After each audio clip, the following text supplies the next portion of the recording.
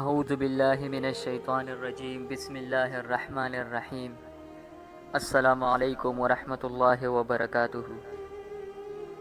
آسمانوں پر جو فرشتے مختلف کاموں پر متعین ہیں، ان کو سال بھر کے احکامات ایک رات میں مل جاتے ہیں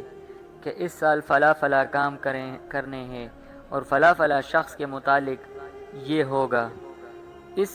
اس روایات میں مختلف جگہوں پہ یہ احکامات لیلۃ القدر میں ملتے ہیں، اور شب بارات میں بھی جون سی بھی رات ہو، کثرت سے روایت میں یہ مضمون وارد ہوا ہے کہ اس رات میں ان سب کی فہرست فرشتوں کے حوالے کر دی جاتی ہے جو اس سال میں مرنے والے ہیں۔ دنیا میں آدمی نہایت غفلت سے اپنے لہو لہب میں مشغول ہوتا ہے، اور آسمانوں پر اس کی گرفتاری کا وارنٹ جاری ہو گیا ہے، اس کی موت کا حکم صادر ہو چکا ہے، جس میں نہ کسی سفارش کی گنجائش ہے، نہ اپیل کی، نہ جو وقت اس کی موت کا تجویز ہوا ہے اس میں 1 منٹ کی تاخیر ہو سکتی ہے۔ حضرت ابن عباس رضی اللہ تعالی عنہ سورہ دخان کی تفسیر میں ارشاد فرماتے ہیں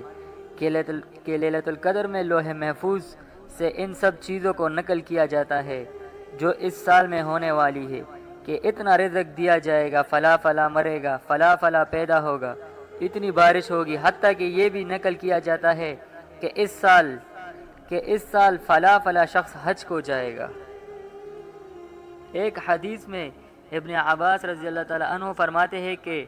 تو آدمی کو دیکھے گا کہ وہ بازاروں میں چل پھر رہا ہے، لیکن اس کا نام اس سال کے مردوں میں لکھا جا چکا ہے۔ ابو نضرہ رحمۃ اللہ علیہ کہتے ہیں کہ اس رات میں سال بھر کے سارے کام فرشتوں پر منقسم کر دیے جاتے ہیں، تمام سال کی بلائی برائی، روزی اور موت، تکلیفیں اور نرخوں کی ارزانی اور گرانی تمام سال کی دی جاتی ہے۔ حضرت اکرمہ رضی اللہ تعالی عنہ فرماتے ہیں کہ شب بارات میں سال بھر کے احکام طے کر کے حوالہ کر دیے جاتے ہیں۔ اس سال کے مردوں کی فہرست اور حج کرنے والوں کی فہرست دے دی جاتی ہے، نہ ان میں کمی ہو سکتی ہے نہ زیادتی۔ ایک حدیث میں حضور صلی اللہ علیہ وآلہ وسلم کا ارشاد وارد ہے کہ ایک شعبان سے دوسرے شعبان تک جتنے مرنے والے ہیں ان سب کے اوقات لکھ کر دیے جاتے ہیں، حتیٰ کہ آدمی دنیا میں نکاح کرتا ہے، اس کے بچے پیدا ہوتا ہے، لیکن آسمان میں اس کا نام مردوں کی فہرست میں آ چکا ہے۔ حضرت عائشہ رضی اللہ تعالی عنہا فرماتی ہے کہ حضور اقدس صلی اللہ علیہ وآلہ وسلم شعبان میں کثرت سے روزے رکھا کرتے تھے، اس لیے کہ اس میں تمام سال مرنے والوں کی فہرست مرتب ہوتی ہے، حتیٰ کہ ایک آدمی نکاح کرنے میں مشغول ہے اور وہاں اس کا نام مردوں میں لکھا گیا، ایک آدمی حج کو جا رہا ہے اور اس کا نام مردوں میں لکھا ہے۔ ایک اور حدیث ہے کہ حضرت عائشہ رضی اللہ تعالیٰ عنہ نے حضرت محمد صلی اللہ علیہ وسلم سے اس کی وجہ دریافت کی کہ حضور صلی اللہ علیہ وسلم شعبان میں روزے بہت کثرت سے رکھتے ہیں۔ حضور صلی اللہ علیہ وسلم نے فرمایا کہ اس سال بھر کے مردوں کی فہرست بنتی ہے، میرا دل چاہتا ہے کہ میرا نام بھی مردوں کی فہرست میں آئے تو میں روزہ دار ہوں۔ ایک حدیث میں ہے کہ نصف شعبان کی رات کو حق تعالی شان و ملک الموت کو اس کے سال میں مرنے والوں کی اطلاع فرما دیتے ہیں۔ ایک حدیث میں حضور صلی اللہ علیہ وسلم کا ارشاد ہے کہ روزانہ ہمیشہ جب آفتاب نکلتا ہے تو وہ اعلان کرتا ہے کہ جو نیک کام کرنا ہے کر لے، آج کا دن تیری عمر میں پھر کبھی نہیں آئے گا، اس لیے اس دن میں تیری جو نیکیاں لکھی جا سکتی ہو لکھوا لے۔ اور 2 فرشتے آسمان سے اعلان کرتے ہیں، ایک ان میں سے کہتا ہے اے نیکی کے طلب کرنے والے خوشخبری لے اور آگے بڑھ، اور دوسرا کہتا ہے اے برائی کو کرنے والے بس کر اور رک جا، اپنی ہلاکت کا سامان اکٹھا نہ کر۔ اور 2 فرشتے اعلان کرتے ہیں جن میں سے ایک کہتا ہے یا اللہ خرچ کرنے والے کو اس کا بدلہ دے، اور دوسرا کہتا ہے کہ اے اللہ مال کو روک کر رکھنے والے کو برباد کر۔ عطا بن یسار رحمۃ اللہ علیہ کہتے ہیں کہ جب نصف شعبان کی رات ہوتی ہے تو ملک الموت کو ایک فرصت دے دی جاتی ہے کہ اس میں جن کے نام ہے ان سب کی اس سال میں روح قبض کر لی جائے۔ یہاں ایک آدمی فرش فروش میں لگا ہوا ہے، نکاح کرنے میں مشغول ہے، مکان کی تعمیر کروا رہا ہے اور وہاں مردوں کی فرصت میں آ گیا۔ امام غزالی رحمۃ اللہ علیہ فرماتے ہیں کہ آدمی مسکین پر اگر کوئی آفت، کوئی مصیبت، کوئی حادثہ، کوئی رنج، کوئی تکلیف، کوئی مشقت، کوئی خوف کبھی بھی نہ آئے، تب بھی موت کی سختی، نزا کی حالت اور اس کا اندیشہ ایسی چیز ہے جو اس کی ساری لذتوں کو ختم کر دینے کے لیے کافی ہے۔ اس کے سارے راحت و حرام کو دینے والی چیز ہے۔ اس کی غفلت کو زائل کر دینے کے لیے اسی کا فکر بہت کافی ہے۔ یہی چیز خود اتنی سخت ہے کہ اس کے فکر اور اس کی تیاری میں آدمی کو ہر وقت مشغول رہنا چاہیے، بالخصوص اسی حالت میں کہ اس کا وقت معلوم نہیں کہ کب آ کر مسلط ہو جائے۔ ایک حکیم کا قول ہے کہ رسی دوسرے کے ہاتھ میں ہے، نامعلوم کب کھینچ لے۔ اللہ اکبر، اللہ اکبر۔ حضرت لقمان علیہ السلام کا ارشاد اپنے بیٹے سے ہے کہ موت ایسی چیز ہے جس کا حال معلوم نہیں کہ کب آ پہنچے، اس کے لیے اس سے پہلے تیاری کر لے کہ وہ دفتن آ جائے۔ اور واقعی بڑے تعجب کی بات ہے کہ اگر آدمی انتہائی لذتوں میں مشغول ہو، لہو لعب کی اونچی مجلس میں شرک ہو، اور اس کو یہ معلوم ہو جائے کہ ایک سپاہی اس کی تلاش میں ہے جو کسی جرم کی سزا میں اس کو 5 کوڑے مارے گا، تو ساری لذت، سارا عیش و حرام ختم ہو جائے گا، بلکہ صرف اتنا ہی معلوم ہو جائے کہ اس کے پاس اس کی گرفتاری کا وارنٹ ہے، وہ آج کل میں اس کو گرفتار کر لے گا، تب بھی ساری لذت ختم ہو جائے گی، رات کو نیند اڑ جائے گی، حالانکہ اس کو معلوم ہے کہ ملک الموت ہر وقت اس پر مسلط ہے اور موت کی سختیاں جو ہزاروں کوڑوں سے بڑھ کر ہے اس پر مسلط کرنے والا ہے، پھر بھی ہر وقت اس سے غافل رہتا ہے۔ یہ جہالت اور غرور کی انتہا نہیں تو اور کیا ہے؟ حقیقت یہ ہے کہ موت کی سختی کا حال وہی جانتا ہے جس پر گزر چکی ہے، دوسرے کو اس کی سختی کا حال معلوم نہیں ہوتا، وہ صرف قیاس کر سکتا ہے یا مرنے والے کی حالت دیکھ کر کچھ اندازہ لگا سکتا ہے،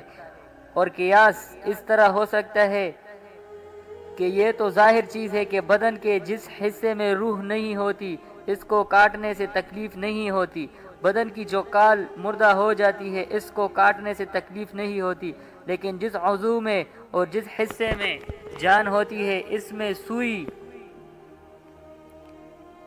سوئی کو گھسانے سے یا اس کے کاٹنے سے سخت تکلیف ہوتی ہے۔ بس بدن کے جس عضو پر کوئی زخم ہوتا ہے یا اس کو کاٹا جاتا ہے یا وہ جل جاتا ہے تو اس سے تکلیف اس وجہ سے پہنچتی ہے کہ روح کو اور زندگی کو اس بدن حصے سے تعلق ہے، اور تعلق کی وجہ سے اس عضو کے ذریعے سے روح پر اثر پہنچتا ہے، اور روح سارے بدن میں پھیلی ہوئی ہے تو ہر عضو میں اس کا بہت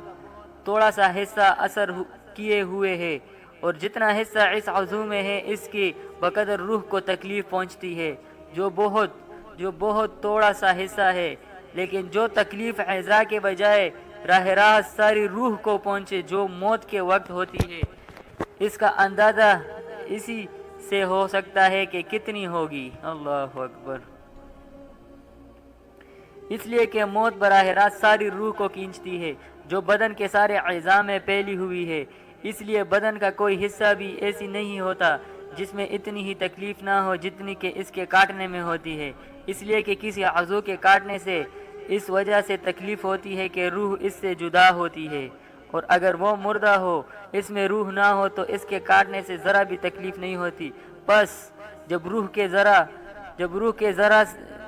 ذرا سے حصے کے جدا ہونے سے اتنی تکلیف ہوتی ہے تو جب ساری روح بدن جب ساری روح بدن کے تمام حصوں سے کھینچا جائے گا تو ظاہر ہے کہ کتنی تکلیف ہوگی، لیکن بدن کا اگر ایک حصہ کاٹا جاتا ہے تو روح کا بقیہ حصہ سارے بدن میں موجود ہوتا ہے، اور اس وقت قوی ہوتا ہے، اس لیے آدمی چلاتا ہے، تڑپتا ہے، مگر جب ساری روح کھینچی جاتی ہے تو اس میں ضعف کی وجہ سے اتنی قوت نہیں رہتی کہ وہ کراہنے سے کچھ آرام پا لے۔ البتہ اگر بدن قوی ہوتا ہے تو اس کی بقدر سانس کے نکلنے کے وقت اس میں آواز پیدا ہوتی ہے جو سنائی دی جاتی ہے۔ قوت نہیں ہوتی تو یہ بھی پیدا نہیں ہوتی۔ اس کے نکلنے کے بعد ہر عضو آہستہ آہستہ ٹھنڈا ہونا شروع ہو جاتا ہے۔ سب سے پہلے پاؤں ٹھنڈے ہوتے ہیں، اس لیے کہ روح پاؤں کی طرف سے سب سے پہلے کھینچی جاتی ہے اور وہاں سے نکل کر منہ کے ذریعے سے جاتی ہے، پھر پنڈلیاں ٹھنڈی ہو جاتی ہے، پھر رانیں، اسی طرح ہر عضو ٹھنڈا ہوتا رہتا ہے،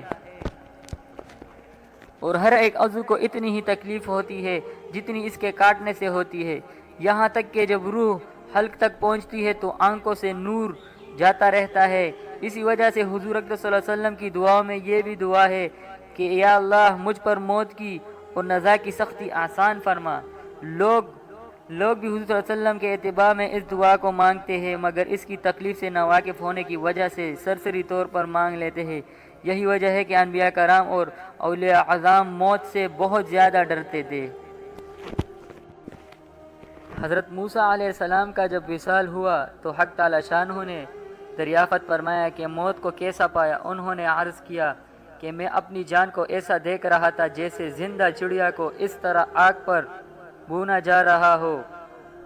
کہ نہ اس کی جان نکلتی ہو نہ اڑنے کی کوئی صورت ہو۔ ایک اور روایت میں ہے کہ ایسی حالت تھی جیسا کہ زندہ بکری کی کال اتاری جا رہی ہو۔ اللہ اکبر، یہ نبیوں کا حال تھا میرے بھائیوں۔ ہم اپنے بارے میں سوچیں کہ ہمارا کیا ہوگا، یہ نبیوں کا حال تھا۔ حضرت عائشہ رضی اللہ تعالی عنہ فرماتی ہے کہ جب حضور صلی اللہ علیہ وسلم کا وصال ہو رہا تھا تو پانی سے بھرا ہوا پیالہ حضور کے قریب رکھا ہوا تھا۔ حضور صلی اللہ علیہ وسلم بار بار اپنے مبارک ہاتھ پیالے میں ڈالتے اور پھر منہ پر ملتے اور فرماتے تھے یا اللہ نزاح کی سختی پر میری مدد فرما۔ حضرت عمر رضی اللہ عنہ نے حضرت کعب رحمۃ اللہ علیہ سے دریافت کیا کہ موت کی کیفیت بیان کرو۔ انہوں نے عرض کیا کہ امیر المومنین، جس طرح ایک کانٹے دار ٹہنی کو آدمی کے اندر داخل کر دیا جائے جس کے ساتھ بدن کا ہر جزو لپٹ جائے، پھر ایک دم اس کو کھینچ لیا جائے، اسی طرح جان کھینچی جاتی ہے۔ اللہ اکبر، اللہ اکبر۔ یہ سب تو نزاع کی مختصر کیفیت تھی۔ ان سب کے علاوہ ملک الموت اور اس کے مددگار فرشتوں کی صورتوں کا خوف ایک اللہ اکبر، اللہ اکبر مستقل مرحلہ ہے۔ جس صورت پر وہ گناہگاروں کی جان نکالتی ہے وہ ایسی ڈراؤنی صورتیں ہوتی ہے کہ کبھی سے کبھی آدمی بھی اس کو دیکھنے کی طاقت نہیں رکھتا۔ حضرت ابراہیم علیہ السلام نے ملک الموت سے فرمایا کہ تم جس صورت پر فاجر لوگوں کی جان نکالتے ہو وہ مجھے دکھاؤ۔ انہوں نے عرض کیا کہ آپ اس کا تحمل نہ فرما سکیں گے۔ حضرت ابراہیم علیہ السلام نے فرمایا کہ نہیں، میں تحمل کروں گا۔ حضرت اسرائیل علیہ السلام نے عرض کیا کہ اچھا دوسری طرف منہ کر لیجئے۔ حضرت ابراہیم علیہ السلام نے منہ پھیر لیا۔ اس کے بعد حضرت اسرائیل علیہ السلام نے عرض کیا کہ اب میری طرف دیکھ لیجئے۔ حضرت ابراہیم علیہ السلام نے جب اوپر دیکھا تو ایک نہایت کالا آدمی، دیو کی شکل، بال بہت بڑے کھڑے ہوئے، نہایت سخت بدبو، کالے کپڑے، اس کے منہ سے ناکس آگ کی شعلیں نکل رہی تھی۔ حضرت ابراہیم علیہ السلام کو یہ حالت دیکھ کر غش آ گیا۔ بڑی دیر میں افاقہ ہوا تو ملک الموت نے اپنی پہلی صورت پر تھے۔ حضرت ابراہیم علیہ السلام نے فرمایا کہ اگر فاجر شخص کے لیے کوئی دوسری آفت نہ ہو تب بھی یہ صورت ہی اس کی موت کے لیے کافی ہے۔ یہ فاجروں کا حال ہے، لیکن اللہ کے مطیع بندوں کی روح نکالنے کے وقت وہ نہایت ہی بہترین صورت میں ہوتے ہیں۔ اللہ اکبر، اللہ اکبر۔ حضرت ابراہیم علیہ السلام ہی سے یہ نقل کیا گیا ہے کہ انہوں نے ملک الموت سے فرمایا کہ مجھے اس حیت کو بھی دکھاؤ۔ تو انہوں نے دیکھا کہ ایک ہی نہایت خوبصورت جوان نہایت نفیس لباس پہنے ہوئے خوشبوئیں مہکتی ہوئی سامنے ہے۔ حضرت ابراہیم علیہ السلام نے فرمایا کہ مومن کے لیے اگر مرتے وقت اس صورت کے علاوہ کوئی بھی فرحت کی چیز نہ ہو تو یہ بھی کافی ہے۔ اللہ اکبر۔ میرے بھائیوں، یہ موت کے بارے میں کچھ باتیں تھی جو آپ لوگوں کے ساتھ شیئر کی، کہ لوگ تو جو ہے نا بازاروں میں پھرتے رہتے ہیں، جو ہے نا اپنے کاموں میں مشغول رہتے ہیں، لیکن ان کا وارن جو ہے نا آسمانوں پر جاری ہوا ہے کہ اس سال میں اس کی موت ہوگی۔ میرے بھائیوں، آؤ موت کی تیاری کریں۔ یہ جتنی بھی باتیں ہم نے سنی، اللہ پہلے مجھے اور بعد میں آپ سب کو اس پر عمل کرنے کی توفیق عطا فرمائے۔ آمین آمین۔ السلام علیکم ورحمۃ اللہ وبرکاتہ۔